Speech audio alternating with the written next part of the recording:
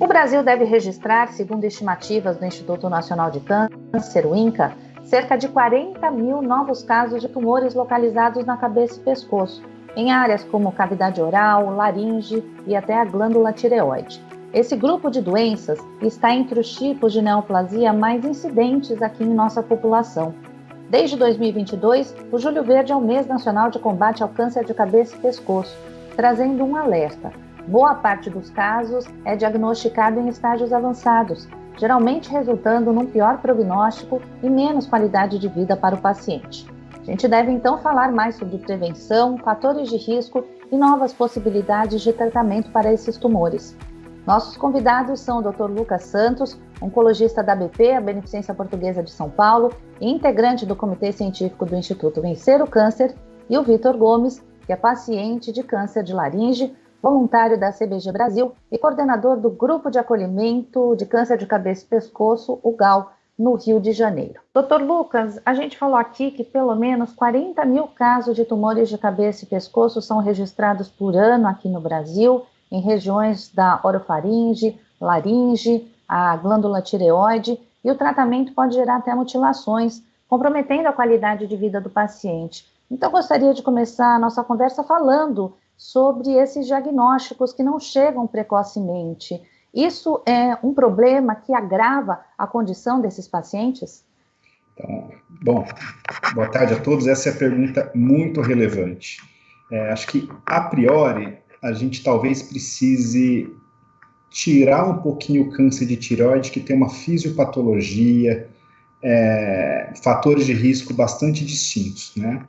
Quando a gente olha, quando a gente fala sobre o câncer de cabeça e pescoço em senso mais estrito, eu estou falando especificamente do câncer que nasce na mucosa do nosso trato aerodigestivo superior. Então, eu estou falando aqui do lábio, boca, garganta, a faringe toda, a laringe. Então, no senso estrito, a gente está falando muito mais do câncer, do carcinoma dessas regiões, né? E claro que a tireoide é uma glândula que está localizada na nossa parte anterior do pescoço, e ela acaba entrando, o seu tratamento ele acaba sendo abordado também pelo time de cabeça e pescoço, mas talvez a gente precise separar um pouquinho. Você chegou a mencionar os dados do INCA, e um dos problemas que rebaixam a importância desse tipo de problema é que o diagnóstico do INCA, ele separa pelos subsítios anatômicos. Então, quando a gente vê esses subsítios, eles aparecem um pouquinho mais lá embaixo, no ranqueamento das neoplasias mais incidentes. E quando a gente mistura tudo, eu pego, por exemplo, os principais subsítios, boca, garganta e laringe, isso sobe, e pelo menos em homens tem uma incidência, por exemplo, quase que parelha com câncer de pulmão. Então, para vocês verem a importância epidemiológica do tema, e por isso que a gente discute muito o câncer de cabeça e pescoço no chamado Julho Verde, né? Então, falando um pouquinho, por que o diagnóstico ele é tardio, né? O diagnóstico ele é tardio porque a gente ainda não existe formalmente um método de rastreio populacional que causa um impacto significativo na incidência, mas principalmente porque os primeiros sinais e sintomas aparecem e a gente tem um retardo na procura por atendimento médico hospitalar. Então, esse atraso no diagnóstico faz com que esses tumores sejam diagnosticados eventualmente em fases mais tardias. E, a grosso modo, quanto mais tardio o câncer é diagnosticado, mais difícil o tratamento e, consequentemente, maiores são as sequelas do tratamento, porque eu tendo a utilizar mais recursos de tratamento. E os pacientes podem, eventualmente, desenvolver complicações, sequelas advindas desse tipo de abordagem. Agora, doutor, falando então sobre esses sinais que podem aparecer e que podem também ligar o alerta para o paciente. Quais seriam, então, esses sintomas que muitas vezes indicam o desenvolvimento de um câncer nessa área? Didaticamente, a gente, vamos colocar aqui os sintomas relacionados a sinais e sintomas locais e sinais e sintomas relacionados a questões constitucionais. Constitucionais é um pouquinho mais simples da gente entender. Uma perda de peso inaparente, uma falta de apetite inaparente, então, em algumas situações mais peculiares, uma sudorese no período vespertino, à tarde, à noite, né? Às vezes a gente acorda com o pijama, por exemplo, molhado, ensopado de suor. Então, são sinais indiretos de que a gente tem um processo de adoecimento que merece uma investigação.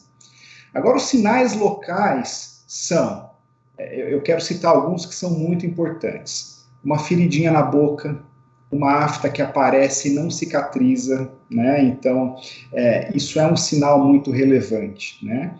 Um tempo médio, né, que a gente precisa colocar na cabeça seriam aí 2 semanas. Surgiu uma feridinha na língua, em 2 semanas não está resolvido, porque uma afta comum se resolve muito rapidamente. Procure um profissional de saúde para fazer o diagnóstico de forma mais precoce, né? Um caroço que surge no pescoço, né? Acho que todo mundo já teve aí, em algum momento da vida, uma infecção de garganta, uma amidalite, e aí a gente fica com dor de garganta e surge uma bolinha no pescoço que é dolorida. Essa bolinha é um linfonodo. E os linfonodos podem crescer em situações relacionadas ao câncer, mas também em outras situações. A bolinha que surge e que desaparece rapidamente, 2 semanas é um prazo legal, surgiu e desapareceu, a gente não se preocupa. Mas surgiu, está persistindo, é algo que indica uma investigação necessária. Então, algum sangramento, por exemplo, na boca, né, eventualmente a gente está dormindo e o travesseiro aparece sujo de sangue, por exemplo. Então, são esses os sinais e sintomas particularmente relevantes para o diagnóstico do câncer de cabeça e pescoço, né? Sem contar a dor, né? Uma dor de garganta persistente, uma rouquidão, né? Uma disfonia, uma rouquidão, a voz está mudando um pouquinho o seu padrão, o seu timbre, então são sinais que devem merecer uma investigação um pouco mais pormenorizada. Enquanto o doutor estava falando, eu percebi que o Vitor concordava com a cabeça sobre alguns desses sinais. Vitor, então, gostaria que você contasse para quem está nos acompanhando essa sua jornada como paciente, né? Como foi seu diagnóstico e como é que você está agora? Boa tarde a todos. O diagnóstico que o doutor falou é bem clássico, uma rouquidão por mais de 15 dias é um caso que a gente tem que investigar. E o que aconteceu comigo foi exatamente isso. Eu tinha uma rouquidão que nunca parava, nunca cessava. E nesse longo dessa rouquidão, eu fiz uma laringoscopia e foi descoberto o módulo que tive o diagnóstico de câncer de laringe maligno. Isso em 2007. Hoje em dia sou coordenador do Grupo GAL, que é o Grupo de Acolhimento ao Paciente Laringectomizado, onde a gente faz mensalmente uma reunião com os pacientes que a gente acolhe nos hospitais do Rio de Janeiro, que vem agregar assim, uma convivência, né, de troca de vidas. Então, a gente vive uma coisa, uma realidade, e a gente acaba passando um para o outro para poder cada um dar força ao outro. Então, eu acho que isso é muito importante para o paciente ter um espelho de poder ter uma troca, né, de vivência com a laringectomia. Sabemos que a laringectomia é um despertar de um novo amanhecer para um paciente, para um ser humano. A laringectomia é um procedimento que você extrai o estojo laríngeo, né? E a gente só fala na laringe quando a gente vê esse órgão ameaçado. As pessoas não se lembram da laringe. E olha quantas funções importantes a laringe tem. Voz, nós somos um ser social, né? O ser humano é um ser social que precisa de se comunicar, e a voz tem função importantíssima na comunicação, mas ela não tem só essa função. Ela tem uma função de proteger a nossa via respiratória, então ela protege a nossa via respiratória, por exemplo, da entrada de objetos ou materiais estranhos, como saliva, alimentos. O alimento, quando a gente engole, tem que ir no buraco certo, porque se vai no buraco errado, dá um problemão, os pacientes têm pneumonia, inclusive com um risco sério de vida. Então, a laringe tem uma função importantíssima, né? E o trabalho que o Vitor faz, ele é bonito no sentido de que, quando um paciente se depara com um problema, a possibilidade de perder a função da laringe, muitas das vezes ele se vê numa situação no escuro, porque ele não conhece ninguém que passou por isso, né? Ele tem dificuldade de achar apoio e muitas das vezes tem muitos mitos em relação ao que é o pós-operatório de uma laringectomia, por exemplo, né?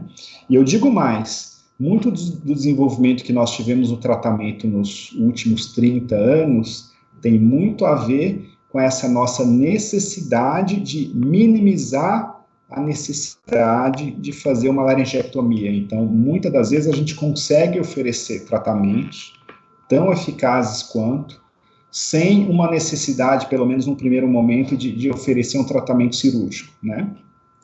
E mais do que preservar órgão, o que a gente quer é preservar a função da laringe. Então, acho que só fazer esse complemento da fala do senhor Vitor, porque é uma experiência muito, muito importante de ser ouvida, de ser compartilhada, né? E esses grupos de apoio são muito relevantes durante a jornada dos pacientes no pós-operatório de laringectomia, por exemplo. Com certeza, né, doutor Lucas? Essa perda da qualidade de vida tem impacto também nas relações sociais, nas relações familiares, por isso é importante o compartilhamento dessas experiências. Agora, você falou um pouquinho sobre esses avanços no tratamento, geralmente, principalmente falando desses tumores de boca e garganta, cirurgia é utilizada, nós temos novos medicamentos também que podem mudar esse prognóstico. O que a gente tem de mais novo, de mais promissor nessa área? Antes de ir para o mais novo, né, o tratamento do câncer de cabeça e pescoço, ele tem um tripé. O tripé da cirurgia, o tripé da radioterapia e o tripé da quimioterapia. E o oncologista, ele vai selecionar esses tratamentos, muitas das vezes mais do que um desses tratamentos, de acordo com a necessidade, de acordo com o quão avançado o tumor está, de acordo com o local onde o tumor nasceu. Então, lembrar que é diferente um câncer que nasce na laringe, no que a gente chama na glote, né, na prega vocal propriamente dita, é diferente de um tumor que nasce na laringe em uma outra porção, por exemplo, né, na supraglote, por exemplo, situações um pouquinho acima das pregas vocais, que é diferente do tumor da garganta e que é diferente do tumor da boca, da língua, por exemplo. Então, a primeira pergunta que a gente deve responder é onde nasceu e qual a extensão da doença. E a segunda pergunta que a gente precisa responder é se existe ou não uma disseminação dessa doença para os gânglios do pescoço e também para órgãos à distância, e aí a gente vai citar principalmente o pulmão e os gânglios da região do peito, do tórax. Então, a partir daí, a gente vai escolher um ou outro ou vários desses tratamentos em combinação: cirurgia, radioterapia e quimioterapia. Recentemente, a gente tem feito avanços em todas essas áreas. No que diz respeito à cirurgia, técnicas menos invasivas para conseguirmos operar esses pacientes, como, por exemplo, a introdução da cirurgia assistida por robô.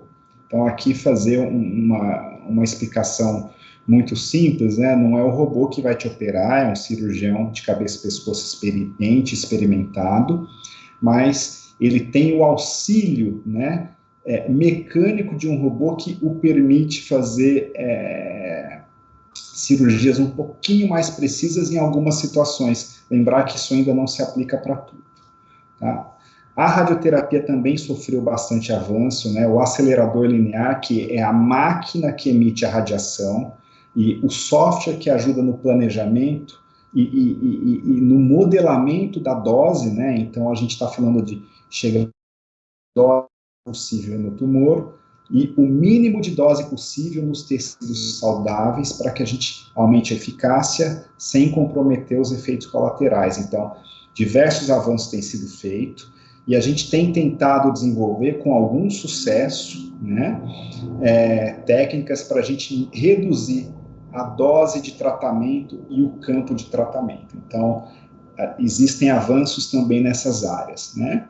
E o terceiro ponto, né, que é o ponto da quimioterapia, a gente tem aprendido a manipular melhor as drogas antigas que nós já tínhamos, as quimioterapias tradicionais, mas existe também a introdução de novos tratamentos que podem permitir resultados bastante interessantes, mesmo em pacientes que antes tinham doenças incuráveis, né? Então, um dos exemplos é a imunoterapia, que pode induzir aí resposta completa, permanente, em algo como um quarto, um quinto desses pacientes que antigamente eles não tinham esse tipo de benefício, tá? Então, eu estou falando de respostas duradouras e que deixa todo mundo, paciente, família, todo mundo gratificante, e o paciente ele é devolvido para a sua vida, para a sua rotina, e isso deixa toda a equipe profissional bastante contente quando a gente atinge esses resultados muito desejados, né? Então, mas lembrar que câncer de cabeça e pescoço, eu sempre tenho que raciocinar nesse tripé, né? Cirurgia, radioterapia, quimioterapia, e a gente vai usar essas tecnologias de acordo com a necessidade pontual de cada um. Vitor, o doutor Lucas estava falando sobre, né, o tratamento, evoluções. Eu queria que você falasse um pouquinho sobre essa sua jornada, né? Quais foram os principais desafios que você enfrentou? Você falou que esse diagnóstico veio em 2007, já faz um bom tempo que você vem acompanhando o seu tratamento. Queria que você falasse sobre os principais desafios de um paciente oncológico que tem um câncer de laringe. Acho que o maior desafio é você se aceitar, né? Porque é uma mudança radical de vida.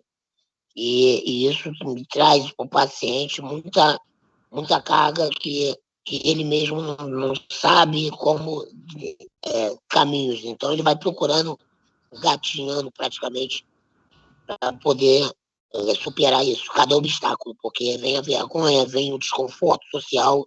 Então, a gente tem que se aceitar primeiramente, né, e confiar nos profissionais, que o médico, fonoaudiólogos, que vão ali reabilitar o paciente, e o paciente tem que ter a gana da vida, né, poder falar assim, não, eu sou capaz, eu quero, eu posso e vou para frente, né, e acreditar em si próprio. Então, eu fui, como todo mundo, eu fiz laringectomia total, né, então eu tive que reaprender a passo a passo, a me alimentar novamente. Eu tive que aprender a falar novamente, a voltar a sentir cheiro, aroma, a voltar ao olfato, né? Fazer fonoaudióloga para poder voltar a sentir sabores, porque eu fiz 25 sessões de radioterapia. E a radioterapia é muito agressiva com um paciente de cabeça e pescoço. Então eu tive que passar por esse processo todo, e hoje em dia, né, a gente, conforme o peso desse tempo todo, a gente tenta transmitir para os pacientes novos que é capaz, a gente pode ser capaz de retomar a vida novamente. Então, doutor Lucas, até pelo relato, queria que você falasse um pouquinho sobre o trabalho com a equipe multidisciplinar e essa experiência também do oncologista com esses pacientes. Eu queria até pegar um gancho sobre isso, né, porque o Vitor citou a fonoaudiologia, né, o câncer de cabeça e pescoço demanda uma equipe multidisciplinar. Não se faz câncer de cabeça e pescoço, ou não se trata de pacientes com câncer de cabeça e pescoço só com cirurgião, só com radioterapeuta ou radiooncologista, só com oncologista clínico. A gente precisa de todo o time multidisciplinar, né? Ainda hoje, à 13h, nós tivemos a nossa reunião semanal de câncer de cabeça e pescoço, e a gente precisa de fonoaudiologista, precisa de dentista, precisa de nutricionista, né? Como a gente faz o tratamento de uma área que é primordial para a gente se alimentar é uma situação em que muitos dos pacientes têm uma perda de peso considerável, então eles precisam de um apoio nutricional, né? Precisa de psicólogo, o senhor Vitor mencionou aí a dificuldade de se aceitar, a gente precisa desse tipo de intervenção, e precisamos também daqueles profissionais que os pacientes não enxergam, mas que são muito importantes para o nosso processo de tomada de decisão. Eu preciso do radiologista que vai me ajudar a interpretar a imagem que foi feita, né? Eu preciso muito do médico nuclear para, quando indicado, me ajudar a interpretar o PET-CT. Eu preciso do endoscopista, que muitas das vezes quem faz a fibroscopia, a laringoscopia ou uma endoscopia digestiva é o endoscopista, né? Então, tem uma série de profissionais que precisam sustentar a equipe médica, para que a gente possa oferecer um cuidado apropriado para cada paciente, né? Então, acho que é muito feliz a fala do senhor Vitor nesse sentido de trazer esse alerta, né? A gente precisa, de fato, de um time trabalhando, e não adianta ter o Pelé, que o Pelé sozinho não vai fazer gol. A gente precisa de ter um bom zagueiro, né? Precisa ter um bom ponto, um bom volante, para que o time todo possa funcionar e a gente conseguir um bom resultado. Para Vitor, especialmente no Júlio Verde, há um chamado para prevenção ao diagnóstico precoce. Eu gostaria que você, com o paciente, fizesse, inclusive, este alerta. O Dr. Lucas falou sobre os dados, né, que muitas vezes acabam não chamando tanto a atenção para o problema do câncer de cabeça e pescoço aqui no Brasil, porque são dezenas de milhares de pessoas que recebem esse diagnóstico anualmente. Como fazer para dar este alerta para a população inteira, para que se cuide mais? Então, os sintomas que o Dr. Lucas falou é um sintoma de todos eles clássicos. Então, o Júlio Verde vem agregar o que? A chamar a população a atenção da prevenção e conscientização do diagnóstico precoce, que é super importante para poder amenizar toda uma trajetória de um tratamento. Porque sem esse diagnóstico precoce, o paciente vai sofrer mais, vai ter mais dores, né? E pode acarretar numa mutilação, talvez desnecessária, se ele tivesse dado atenção lá no começo. Porque a intenção do Júlio Verde, a gente vem desde 2016 com a campanha, já estamos na 7ª campanha esse ano, então a gente vem sempre chamando a atenção sobre esses sintomas, sobre os dados que a gente tem, porque é super importante para a vida, né? E a gente sabe que o cuidado com a nossa vida é saúde, então é super importante. Então a população tem que estar bem ligada nisso, porque o Júlio Verde vem trazendo sempre informações novas e antigas, que é praticamente presente a todo ano. Acho que não dá para falar de prevenção sem falar propriamente de prevenção primária, né? Às vezes a gente mistura um pouquinho a prevenção diagnóstico precoce e a prevenção como medidas para a gente minimizar o risco de desenvolver esse tipo de doença, né? E os dois principais fatores de risco são o uso de derivados do tabaco, seja ele fumado, seja ele mascado, e o álcool. E esses dois fatores de risco, quando em conjunto, eles têm um efeito multiplicador. Então, não é que eu somo um risco com o outro, eu multiplico um risco com o outro, porque eles agem de forma sinérgica no adoecimento. E essa combinação, ela traz um aumento não só de câncer de cabeça e pescoço, mas também de câncer de esôfago. Para quem não sabe, o esôfago é aquele tubo muscular que liga a garganta até o estômago e é responsável por transportar o nosso bolo alimentar, o alimento que a gente engole, até o nosso estômago. Então, esse é um dado muito importante. Se tem alguma coisa que você pode fazer hoje, agora, pela sua saúde, é limitar o consumo de álcool e abandonar o uso de derivados do tabaco. Olha, doutor Lucas, o HPV também hoje já consolidado como fator de risco para tumores nessa região do organismo? Então, essa é uma pergunta muito importante. O HPV, ele é famoso porque ele é a principal causa do câncer de colo de útero nas mulheres, né? Então, hoje se fala em prevenção do câncer de colo de útero, se fala da vacinação contra o HPV, porque ele tem um impacto positivo na redução do diagnóstico de câncer de colo de útero. Esse mesmo vírus, ele se chama vírus do papiloma humano. Ele pode causar uma infecção em duas partes muito específicas da região da cabeça e pescoço. As amígdalas, que são aquelas bolinhas laterais que a gente tem na garganta quando a gente está de boca aberta, e na região da base da língua. Então, esse vírus pode induzir a formação de um tipo especial de câncer de cabeça e pescoço, que tem as suas particularidades de tratamento. Então, ele também é um fator de risco importante, e a melhor coisa que a gente poderia fazer nesse sentido é limitar a nossa exposição sexual, limitar o número de parceiros, porque, infelizmente, não existe uma prevenção, né, para o contato do HPV. O cigarro eletrônico, ele tem um período de uso, ou pelo menos um período de uso indiscriminado, como a gente vê, muito mais curto.